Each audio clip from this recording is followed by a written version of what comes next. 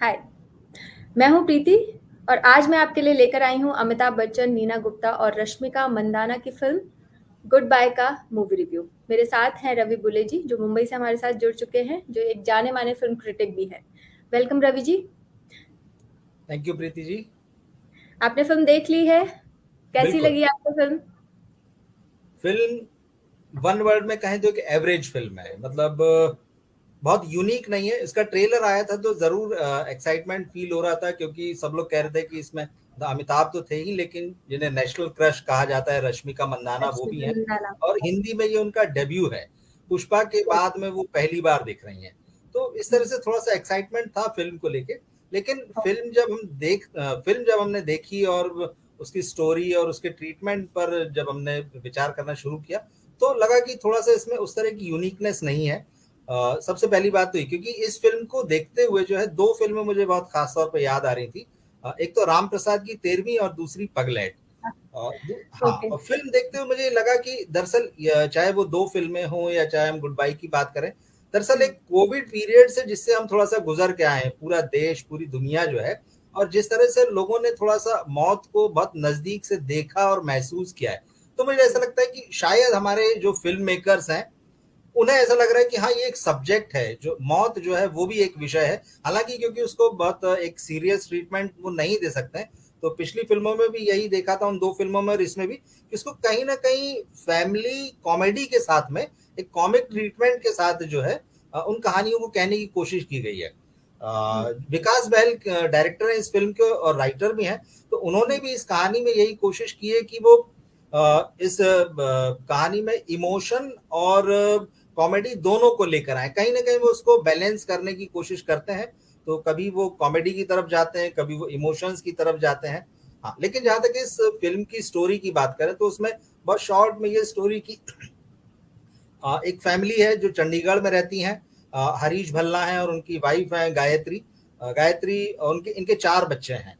और सभी बाहर रहते हैं, मतलब घर में नहीं है, कोई फॉरेन में सेटल्ड है, कोई दूसरे शहर में है, एक लड़का ट्रैकिंग के लिए गया हुआ है, ये सब चीजें। और दोनों अचानक जो है गायत्री की मौत हो जाती है। उस वक्त कोई और घर पे कोई बच्चा नहीं है, और उसके बाद उनको खबर दी जाती है और उन सबको आना है। तीन बच्चे आते हैं, एक नहीं आता है, वो बाद में आता है क्रिमेशन के। तो क्या सिचुएशंस बनती हैं। अब यहाँ पर दो एक चीज है। एक तो है कि हमारा फेथ जो है, हम अपनी परंपरा जो मानते आए हैं, जो रिचुअल्स हैं, जो विश्वास है कि कैसे अंतिम संस्कार किया जाता है और क्या क्या उसके बीच में प्रक्रियाएं होती है, वो सारा। और दूसरा एक थोड़ा सा एक मॉडर्न अप्रोच की, नहीं नहीं, क्योंकि जो व्यक्ति चला गया है वो, क्योंकि इस तरह की चीजों में भरोसा नहीं करता था, तो हमें उसको उस तरह का ट्रीटमेंट बाद में नहीं देना चाहिए।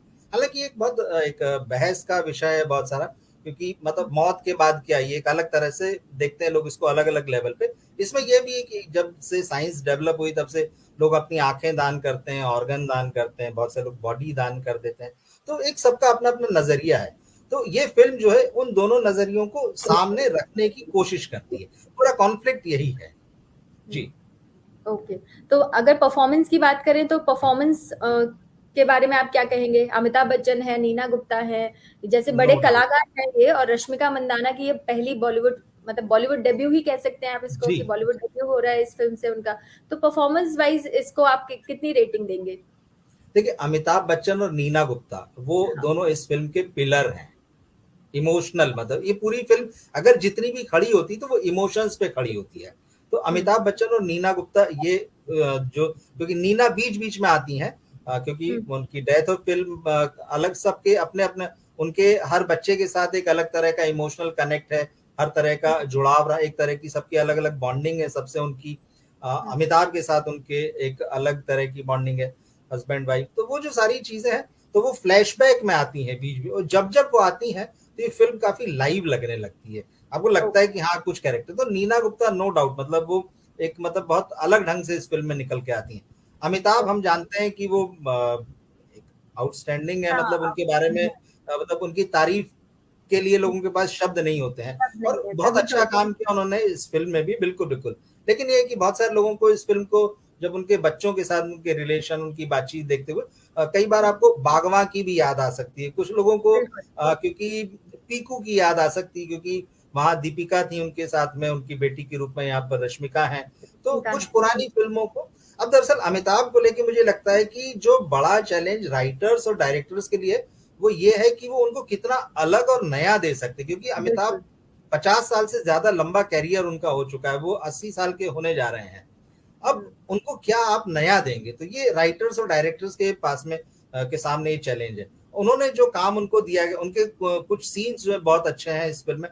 खासतौर पे एक मोनोलॉग है जो गंगा नदी के किनारे जो अस्थियों के हुँ, साथ या विसर्जन, वो जो समय होता है उस समय, तो वो मोनोलॉग मतलब अमिताभ को आप देखिए, उनके बहुत सारे मोनोलॉग्स हैं फिल्मों में, और ये भी उनके एक बेहतरीन मोनोलॉग्स में। तो वो, और जहां तक रश्मिका की बात है तो उन्होंने डेब्यू किया है, और ठीक है, उन्हें नेशनल क्रश कहा जा सकता है, कहा जाता है, लेकिन इस फिल्म को देख के आप थोड़ा समझ नहीं पाएंगे कि वो क्यों नेशनल क्रश है। और उनका ऐसा अगर नेशनल क्रश है भी, तो इस फिल्म में उनके पास उस तरह से कोई रोमांटिक एंगल स्टोरी नहीं या उस दिखाया तरह से गया है। गाने, वो जो एक उनके जो बोला जा रहा है उनको उस तरह से हुँ, नहीं है। फिर अच्छा, उन्होंने अपने इस फिल्म में डायलॉग्स डब किए हैं, लेकिन वो हुँ, साउथ का एक्सेंट जो है वो बिल्कुल एकदम समझ में आ रहा आता है है। उनकी तो लैंग्वेज कहीं में। कहीं वो थोड़ा सा किसी खटक सकता है, तो उस तरह से वो जो इम्प्रेशन जो था पुष्पा के समय जो इम्प्रेशन बना, और उसको लेके आप सोचते थे कि शायद वो हिंदी फिल्म में आएंगी तो शायद एक धमाल उसी कर तरह का देंगे। एक बड़ा प्रेजेंस होगा, कुछ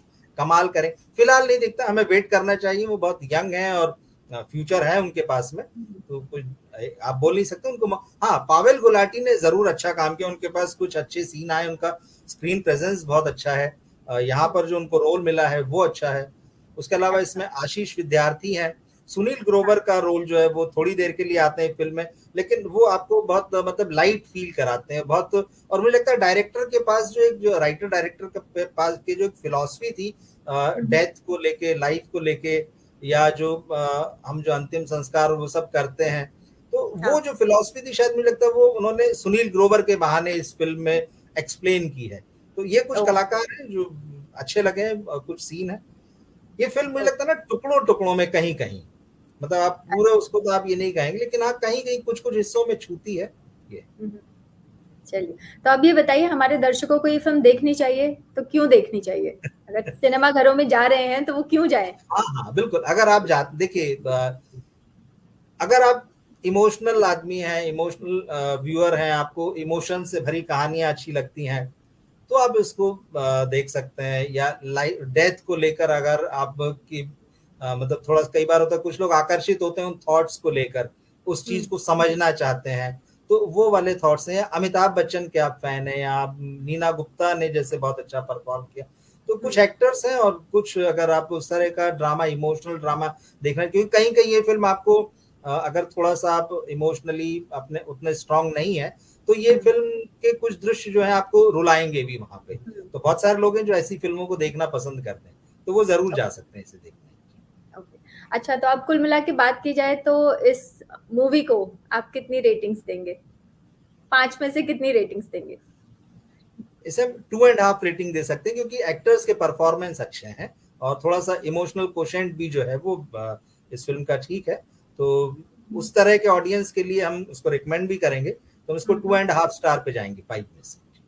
चलो, आपने मतलब इसको ढाई स्टार दिए हैं 5 में से। तो ये तो हमारी राय थी कि हम इसको ढाई स्टार देते हैं। अब जनता बिल्कुल, जनार्दन जाने कि वो थिएटर में, क्योंकि हर किसी के अपने व्यूज़ होते हैं, हर किसी का ठीक बात। स्टोरी देखने का नज़रिया अलग होता है, पसंद अलग होती है, तो अब वो जनता जाने कि उनको फ़िल्म कैसी लगेगी। तो हमारी तो यही है कि सब लोगों को थिएटर्स में जाकर फ़िल्म देखनी चाहिए। बिल्कुल, और और इस फ़िल्म के हाँ, लिए किया भी गया था कि ₹150 का टिकट है, उससे ज़्यादा का टिकट नहीं रखा गया है इस ओह! फ़िल्म में। Okay, okay. 7 तारीख तो को ये तो था, मतलब आज के दिन। हाँ, और शायद कुछ ओके। जिस तरह से पिछले दिनों नेशनल सिनेमा डे मनाया गया और ऑडियंस हुँ, लौटे हैं, तो बहुत हुँ, सारे प्रोड्यूसर, डिस्ट्रीब्यूटर, एग्ज़िबिटर ये कोशिश कर रहे हैं कि हुँ, टिकट्स के रेट्स को कंट्रोल में लेके आएँ, जिससे कि ऑडियंस लौटें, और बहुत ज़रूरी है हुँ। इस इंडस्ट्री के लिए। जी, एक्चुअली हाँ, तो ये था हमारा गुड बाय का मूवी रिव्यू। ऐसे ही रिव्यूज़ के लिए बने रहिए जी न्यूज़ पर, देखते रहिए। Thank you.